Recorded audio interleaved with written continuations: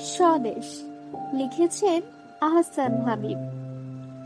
এই যে নদী, নদীর জোয়ার, নৌকা সারে সারে, একলা বসে আপন মনে বসে নদীর ধারে।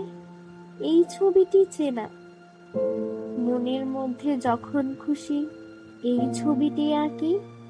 এক পাশে তার জারুল গাছে দুটি হলুদ পাখি। এমনি পাওয়া এই ছবিটি, করিতে নয় কেনা। মাঠের পরে মাঠ চলেছে, নেই যেন এর শেষ। নানা কাজের মানুষগুলো আছে নানান বেশ। মাঠের মানুষ যায় মাঠে আর হাটের মানুষ হাটে। দেখে দেখে একটি ছেলের সারাটা দিন কাটে। এই ছেলেটির মুখ সারা দেশের সব ছেলেদের মুখেতে টুকটুক। কে তুমি ভাই? প্রশ্ন করি যখন